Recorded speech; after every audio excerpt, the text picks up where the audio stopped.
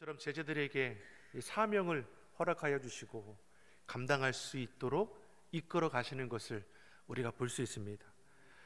그러면서 사명을 감당하기 위해서 사도행전 1장 4절에서 예루살렘을 너희가 떠나지 말고 아버지께서 약속하신 것을 기다리라 말씀하시죠. 하나님 아버지께서 약속하신 것이 무엇입니까? 성령이죠. 하나님이 약속하신 성령이 임하면 어떠한 일이 일어나느냐? 사도행전 1장 8절이 우리에게 이렇게 말씀해 줍니다. 같이 보겠습니다. 오직 성령이 너희에게 임하시면 너희가 권능을 받고 예루살렘과 온 유대와 사마리아와 땅끝까지 이르러 내 증인이 되리라 하시니라. 아멘. 성령 받을 것을 말씀하셨고 성령을 받으면 어떠한 역사가 일어날 것인지도 가르쳐 주셨습니다. 그런 후에 예수님께서는 말씀하신 대로 구름 속으로 올라와 올리워져 더 이상 눈에 보이지 않게 됩니다. 언제까지나 함께할 줄 알았던 예수님이 하늘로 승천하신 것이죠. 예수님께서 하늘로 올리워지는 그 광경을 목도한다는 것은 정말 놀라운 은혜의 체험일 것입니다. 은밀한 중에 올리워진 것이 아니라 그들이 보는 가운데에 올리워졌습니다. 이것만 보더라도 이 엄청난 경험인 것이죠. 예수님의 승천 사건은 놀라운 경험이지만 남겨진 제자들에게는 어떠합니까? 염려의 이유가 될 수 있다는 것이죠. 이제까지 자신들의 곁에는 예수님께서 함께 하셨습니다. 더 이상 자신을 가르쳐 주시고 자신들의 약함을 해결해 줄 스승이 없다라는 이 두려운 마음, 당장에 무엇을 어떻게 해야 할지 모르는 불안한 마음들이 이들 안에 있는 것이죠. 이러한 두려움과 불안함을 해결하려면 어떻게 해야 하는 것입니까? 따라해 보겠습니다. 말씀대로 하면 됩니다. 두렵고 불안하고 염려가 있을 때 어떻게 합니까? 말씀대로 하면 됩니다. 예수님께서 무엇을 말씀하셨습니까? 예루살렘을 떠나지 말고 하나님께서 약속하신 성령을 기다리라고 했습니다. 예수님께서 우선적으로 성령에 대해서 말씀하신 이유가 무엇입니까? 성령이 너에게 임하면 너에게 주신 약속의 말씀 그리고 주신 그 사명을 온전히 감당할 수 있도록 이 성령님께서 이끌어 가실 것이기 때문입니다. 사도행전 1장 12절의 말씀, 오늘 본문 12절의 말씀을 우리 같이 한번 읽어보겠습니다. 제자들이 감람원이라 하는 산으로부터 예루살렘에 돌아오니 이 산은 예루살렘에서 가까워 안식일에 가기 알맞은 길이라. 아멘. 자, 제자들이 어떻게 합니까? 돌아왔습니다. 어디로 돌아왔습니까? 예루살렘으로 돌아왔습니다. 예수님이 승천하셨다고 해서 이제 자신의 뜻과 생각에 따라 자신들의 걸음을 옮겨가느냐? 그렇지 않습니다. 예수님께서 남기신 그 말씀 따라 예루살렘으로 돌아왔습니다. 예수님의 제자들뿐만 아니라 14절의 말씀을 보면 믿는 무리들이 몇 명이라고 말씀합니까? 120명이 되었다라고 했습니다. 이들은 예수님을 한 마음으로 한 뜻으로 사랑하고 진정 따랐던 자들임을 우리는 알 수 있습니다. 그러한 자들이 예수님의 말씀을 기억하고 모였는데 120명이 되었습니다. 소돔과 고모라는 의인 10명이 없어서 어떻게 됐습니까? 유황불비로 심판받았습니다. 그런데 지금 예루살렘에 모인 마가의 다락방에 모인 믿는 자들의 수가 몇 명입니까? 120명입니다. 놀라운 역사가 임할 것을 우리가 기대해 볼 수 있는 것이죠. 그리고 이들의 모임이 무엇입니까? 교회의 시작이라는 것을 우리는 알아야 합니다. 사랑하는 성도 여러분, 교회는 이 사람 저 사람들이 적당히 모인 것이 아닙니다. 또 사회를 비판하기 위해 모인 것도 아니고 잠깐 위로받기 위해 모인 것도 아닙니다. 교회는 사회적인 지위도 분명히 달랐을 것이고 얼굴색들도 달랐을 것입니다. 근데 그러한 인간적인 차이점에도 불구하고 이들은 마음을 같이 했습니다. 예수님의 말씀을 기억하며 예수님의 이름으로 서로 연합했습니다. 교회 안에서는 다른 것이 중요하지 않습니다. 주님 안에 마음이 모여지는 것이고 그 말씀을 의지하여 기도하기를 힘쓰면 되는 겁니다. 성령의 놀라운 역사를 경험하는 길은 여러분 어려운 것이 아니죠. 믿는 자들이 마음을 같이하여 전혀 오로지 기도에 힘쓰기 시작하면 성령님께서 우리로 행할 길을 깨달아 알게 하시고 주신 그 사명을 온전히 감당할 수 있도록 능력 가운데 역사하시는 것이죠. 오순절을 기다리는 이 제자들을 통해서 우리는 오늘 본문에서 세 가지를 볼 수 있습니다. 제자들이 이 모습을 보면서 혹 우리에게 부족한 모습이 무엇인지 우리가 돌아보며 우리 신앙을 다시금 말씀 앞에 세워가기를 간절히 소망합니다. 자, 첫 번째, 제자들이 뭘 했습니까? 순종했습니다. 예루살렘을 떠나지 말라는 이 예수님의 말씀을 지켰습니다. 떠나지 말라라고 하면 어떻게 합니까? 떠나지 말아야 합니다. 그래야 그 다음을 기대할 수 있는 거죠. 또 떠나라고 하면 또 즉시 떠나야 하는 것이죠. 아브라함을 택하여 부르시고 약속한 땅으로 떠나도록 말씀하지 않았습니까? 왜 그럽니까? 그곳은 죄악의 땅이니까. 약속의 땅으로 이끌어 가시는 하나님의 그 인도하심을 우리가 볼 수 있는 것이죠. 떠나라고 할 때 떠나지 않아도 문제가 되고, 떠나지 말라고 할 때 떠나도 또 문제가 되는 겁니다. 그날 그 문제는 무엇입니까? 우리가 결정할 것이 아니죠. 주님께서 말씀하시며 그 말씀에 나아가는 것이 우리 믿는 자들의 삶의 자리가 되어야 할 것입니다. 따라해 보겠습니다. 순종보다 위대한 믿음은 없습니다. 순종보다 위대한 행동도 없습니다. 여러분, 순종을 통해 우리 믿음이 드러나는 것이고, 순종을 통해 주의 역사가 일어나는 것입니다. 여러분, 하나님 말씀 앞에 순종하십시오. 목사의 말에 순종하라는 것이 아닙니다. 하나님 말씀 앞에 순종하라고 말씀드립니다. 성령의 사건은 인간의 생각으로 시작된 것이 아닙니다. 그것은 하나님께서 계획하신 사건이고, 말씀을 믿고 순종했기 때문에 경험할 수 있는 은혜의 사건입니다. 그리고 이 시대도 똑같습니다. 주의 말씀을 기억하여 마음을 같이하여 힘써 기도하는 그 삶의 자리에, 사명의 자리에 주의 영은 동일하게 임하는 것이죠. 이처럼 오순절을 기다리는 제자들이 제일 먼저 하는 일은 예루살렘을 떠나지 말라 하시니 떠나지 않았고, 자기들에게 약속하신 것을 기다리라 했기 때문에 그것이 무엇인지 아직 경험해 보지 못했습니다. 하지만 그 말씀을 기억하며 성령의 충만함을 위해 힘써 기도하기를 결정하는 것이죠. 이것이 초대교회에 일어났던 놀라운 성령의 역사의 시작점이 되는 것입니다. 사실 지금의 성도들의 차이가 여기 있지 않나 생각해 보게 됩니다. 지금의 그리스도인들은 하나님을 믿지 않는 것이 아닙니다. 믿지만 늘 자기를 앞세운다는 것이 문제이죠. 주의 말씀을 앞세우고 주의 은혜를 따라 살아가야 하는데, 이 시대 그리스도인들은 자꾸만 어떠합니까? 내가 앞서려고 하죠. 내 생각이 앞서려고 합니다. 내 감정이, 내 고집이 앞서려고 하는 것이죠. 주의 말씀이 나를 통해서 증거돼야 하는데 내 생각만이, 내 고집만이 드러나고 있다는 것이죠. 그럼 어떤 일이 일어납니까? 내 고집대로 가면 거둘 것이 내 고집의 결과반이 있지 않겠습니까? 우리가 할 것은 무엇입니까? 주의 말씀 따라 기도하고 그 말씀에 내 삶을 맞춰가는 것이죠. 사랑하는 성도 여러분, 우리 안에 하나님의 역사를 제한하는 일이 없기를 바랍니다. 하나님을 온전히 인정하는 우리의 신앙의 모습이 되어야 할 것입니다. 우리의 짧은 경험과 지식과 상식으로 하나님을 제한하는 것이 아니라 주의 말씀 앞에 온전한 주의 뜻을 이루어갈 수 있는 우리 모두가 되기를 예수님 이름으로 축원합니다. 두 번째, 이 제자들을 통해 무엇을 알 수 있습니까? 이들은 주의 말씀에 순종함으로 무엇을 했습니까? 기도했습니다. 간절하게 기도하죠. 합심하여 기도했습니다.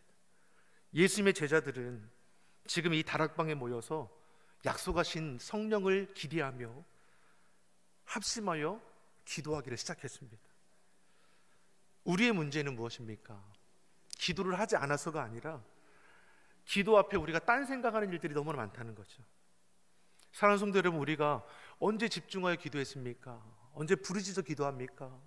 언제 갈급한 마음으로 주의 은혜 아니면 살아갈 수 없다라고 우리가 처절하게 기도한 적이 언제입니까? 이것이 우리 안에 다시금 회복되기를 간절히 소망합니다. 생명을 걸고 기도한다는 것이 무엇인지 우리가 잊어버려서는 안 되는 것이죠. 진실하게 기도하는 것, 간절하게 기도하는 것을 우리가 잊어버려서는 안 될 것입니다. 오늘 본문을 보면 이들이 어떻게 기도했다고 말씀합니까? 14절의 말씀을 우리 같이 한번 읽어보겠습니다. 여자들과 예수의 모친 마리아와 예수의 아우들로 더불어 마음을 같이하여 전혀 기도에 힘쓰니라. 아멘. 이들이 더불어 마음을 같이하여 전혀 오로지 기도하기에 전념했음을 말씀하는 것이죠. 예수님께서도 십자가에 달리기 전에 겟세마네 동산에서 오로지 전심으로 기도하지 않습니까?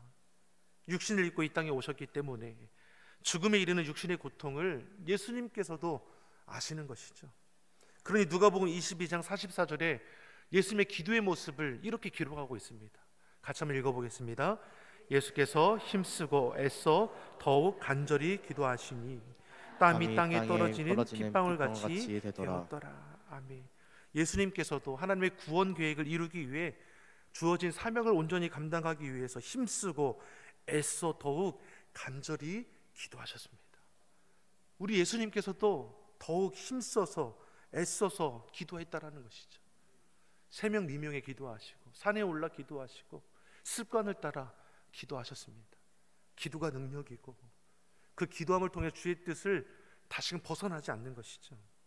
다락방에 모인 제자들이 전혀 기도에 힘썼다는 것은 그처럼 갈급하고 절박하고 막 그 애가 타는 심정으로 기도한 것이죠. 이것밖에 없다라는 겁니다. 예수님께서 기다리라는 성령을 얻지 않고는 나아갈 수 없다라는 고백인 것이죠. 우리에게도 이런 갈급함과 절박함의 기도가 회복되기를 간절히 소망합니다. 주님밖에 없습니다. 주님께서 도와주지 않으시면 우리 가정 어떻게 합니까? 우리 자녀 어떻게 합니까?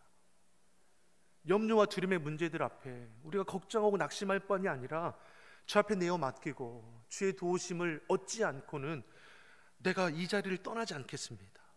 생명을 다하는 갈급한 기도가 우리 안에 일어나야 하는 것이죠. 이들이 기도하기를 힘쓰다가 2장의 말씀을 보면 성령의 역사를 경험하게 됩니다. 기도한 지 10일째가 되던 날에 불같은 성령이, 바람 같은 성령이 임하게 되는 것이죠. 다락방에 모여 마음을 같이하여 기도한 지 10일째가 되던 날입니다. 10일 동안 제자들이 뭘 했습니까? 오로지 기도에 힘썼다라는 것이죠. 하나님의 역사는 다른 방법이 없습니다. 기도하는 겁니다. 하나님의 성령이 임할 것을 믿고 기도하는 것이죠. 옆 사람에 이렇게 축복하겠습니다. 기도가 능력입니다. 아멘이시죠?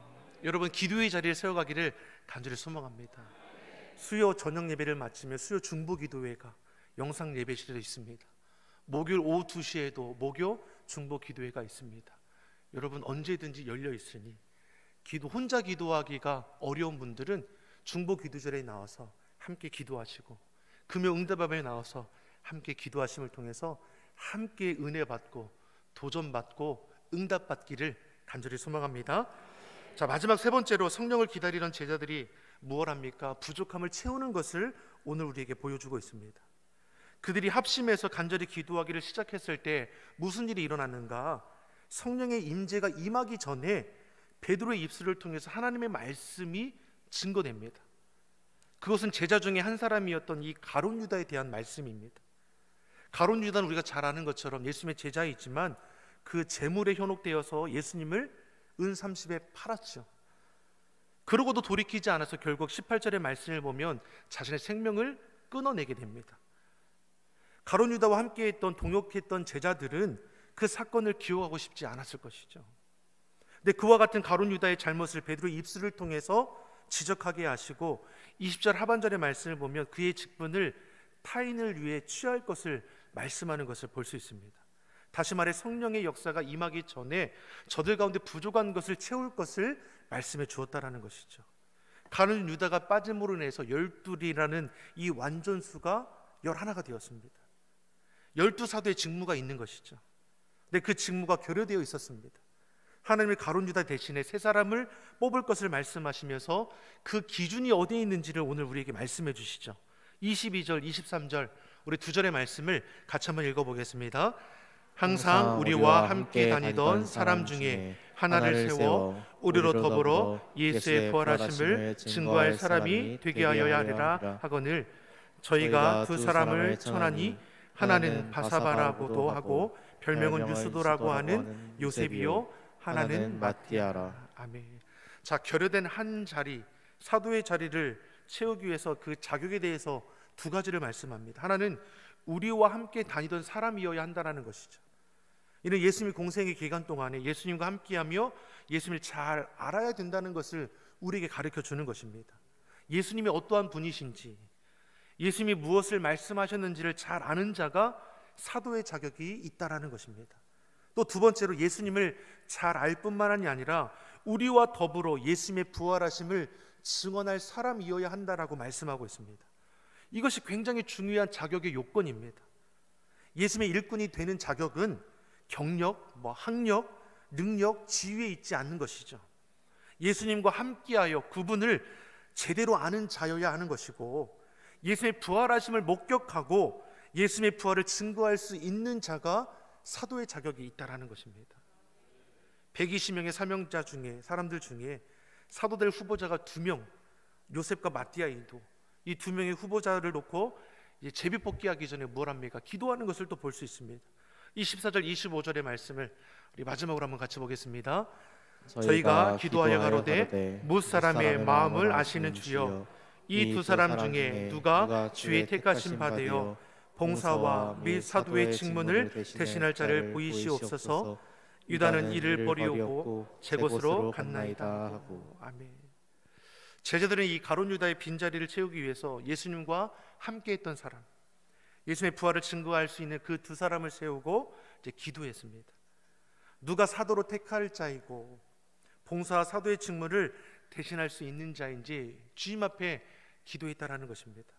자신들의 생각대로 하는 것이 아니라 철저히 주의 뜻에 합당하게 따라가고자 하는 것이죠. 그 결과 26절에 마띠아가 예수님의 제자로 택함을 이제 받게 됩니다. 사랑하는 성도 여러분, 우리의 생각과 우리의 고집과 우리의 계획이 앞서지 않기를 간절히 소망합니다.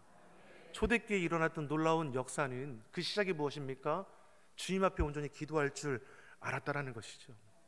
내가 계획이 있습니다. 내가 바라고 소원하는 일들이 있습니다. 하지만 이것이 주님보다 앞서지 않기를 바랬습니다.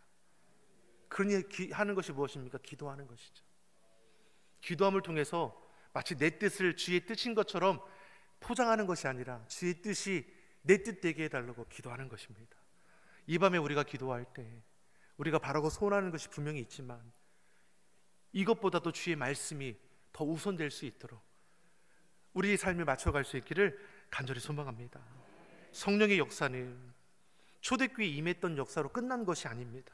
지금도 성령의 임재를 사모하고 순종하며 기다리는 자에게 임하는 역사입니다. 성령을 사모하시기 바랍니다. 오순절 성령의 역사를 우리가 경험함을 통하여 2023년 우리의 날이 주님 안에서 다시 새로워지기를 예수님의 이름으로 축원합니다. 기도하겠습니다.